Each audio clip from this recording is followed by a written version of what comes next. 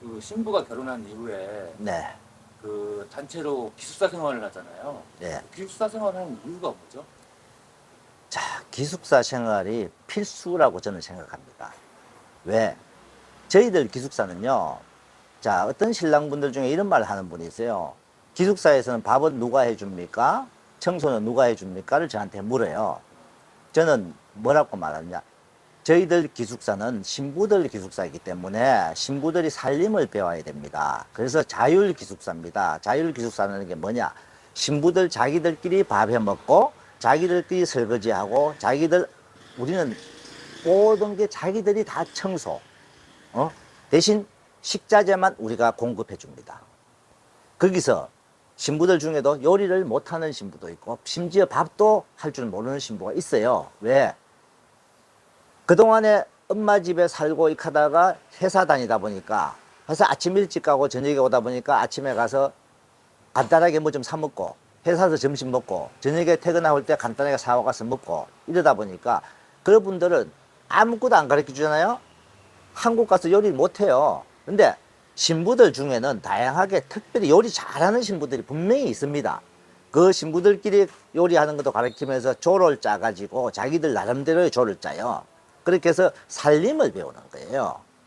그래서 누가 밥을 해주고 이게 이렇게는 무조건 살림 못 배워요. 그거는 편안하게 밥 해주는 거 먹고 청소해주면 자기는 가만히 잠자다가 나태해져 버려요. 일부 그렇게 운영하는 기숙사 하는 분들이 있어요. 저는 절대 그건 아니라고 봐요. 그래서 자율 기숙사로 전부 스스로 하고 스스로 하다 보면은요, 거기서 깨어른 신부는 반드시 표가 납니다. 저는 기숙사를 운영하는 이유가 있어요. 신부 점검입니다. 자, 한국어 시험을 통과한 신부가 맞선을 봐갖고 결혼을 할 수도 있습니다. 토픽 시험이라는 걸 자기 스스로 봐가지고, 그러니까 저는 한 2년 전에 토픽 시험 봤다. 이게 얼마 기간이 남아 있어요. 남아 있는 부분으로 그런 부분도 결혼한 사람이 있어요. 그래도 저는 기숙사 입소하라 그럽니다. 왜? 기숙사 입소 기간에 마지막 신부 점검 단계예요. 거기서 공동생활을 제대로 하느냐, 그 다음에 틀에 박힌 생활, 자기 마음대로 모든 걸 막 하려고 하는 신부가 아닌지 이거 점검을 해요. 대신에 그 신부들은 좀 주기적으로 집에 좀 갔다 오고 할 때 좀 보내주죠. 그런 부분은 있지만은 신부들한테 저는 처음에 결혼하고 나면 딱 하는 말이 있습니다. 뭐냐? 기숙사 생활이 공부를 하기 위해서 기숙사 들어오는 게 아니다. 자기 친척이 호치민에 있어도 반드시 들어와야 되고 자기 집이 있어도 들어와야 된다. 이 기숙사에 생활하는 동안에 본인을 확인하는 거다. 잘 살 수 있을지 못 살지. 그는 당신들이 한국 가서 잘 살아야 되기 때문에 내가 체크를 하는 거다. 그걸 반드시 설명해 줍니다. 그게 필수적이라고 보기 때문에. 오히려 베트남 여자들끼리 보는 상대편들이 더 정확하시죠? 정확합니다. 자, 기숙사 관리를 하는데 저희 와이프가 항상 매일매일 신부들하고 영상통화로 체크합니다. 그 다음에 저희는 아파트이기 때문에 저희 그 오빠 부인이 같은 아파트에 기숙사를 제가 만들어 놨기 때문에 언제든지 불시에 찾아가요. 자, 며칠 전에 에피소드, 여기서 또 에피소드가 하나 있습니다. 신부들이 잘 하고 있었는데 그날 저녁을 먹고 설거지를 좀 안 해놓은 게 있었어요.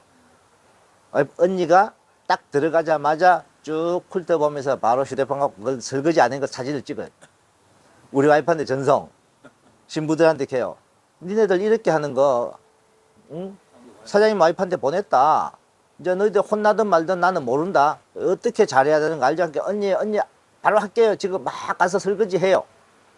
뭐냐면은 한국 생활에서는 저녁 식사하고 바로 설거지 해놓고 나서 이렇게 하는데 보통 때 잘 하다가 그날 특별하게 그런 케이스가 있었는가 봐요. 그러면 그런 거 하나하나까지도 가르치는 거예요. 그게 주의를 주면서.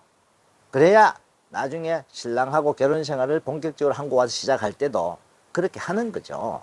거기서 탈락하는 친구도 있겠네요. 있습니다. 자, 무단 외박.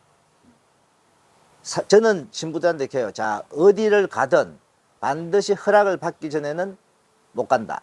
허락을 받고 가라고. 왜 가는지, 본인 집에 갈 때도 뭐 때문에 가야 되는지 반드시 허락을 받고 가라고 해요. 근데 여기서 허락을 받으라는 거는 뭐냐면은 뭐 한 2, 30분 정도 밑에 마트에 뭐 사러 가요. 그건 아니에요. 그런 게 아니고 긴 시간을 나갈 때는 반드시 허락을 받고 가라고 하는데 허락을 안 받고 간 케이스가 있어요. 자, 처음부터 모든 주의를 다 줬는데 허락을 안 받고 가요. 그러면은 1차적으로 우리 와이프가 바로 내일 지금 고향 가 있다. 내일 바로 올라오라 합니다. 만약에 그게 낮 시간에 알았다. 오늘 오라고 합니다. 안 온다? 퇴실 사유. 무조건 퇴실시켜버려요. 퇴실시키고 신랑분한테 통보합니다. 본인이 이 신부와 결혼을 계속 원한다면 저희들 진행은 해줍니다. 근데 저희는 이 기숙사에는 안 넣습니다. 왜? 다른 신부들한테 여파가 오니까. 따라하니까. 이걸 못 견딘다. 심지어 이런 분도 있어요. 신부들 중에. 자기 집에 호치민에 있다 보니까 기숙사 생활하면서 집에 가 있으면 안 돼요. 기숙사 들어오기 전에 동생 집이 호치민에 있는데 동생 집에서 공부하면 안 돼요. 안 돼요. 딱 한마디예요. 네, 대답하고 들어와요. 들어와서 공동적으로 생활을 해요. 생활을 하는 데서 잘 하는지 못 하는지 반드시 3개월은 체크를 해야 된다는 거예요. 그 비용도 상당하겠어요. 어차피 결혼 비용 안에 우리가 목록 다 있어 그 안에 포함이 된 거니까 따로 신랑들한테 총 비용 얼마에 신부 학교 등록금, 기숙사비, 신부 소개비 이렇게 해서 얼마를 따로 받으니까 그리고 합해서 총 결혼 비용이니까 비용이 들더라도 반드시 이 부분은 저는 무조건 필요하다고 봅니다. 뭐 그거 없이 과연 한국으로 보냈다 신랑분이 와이프가 생활력이 약하다 뭐가 약하다 이게 나와요.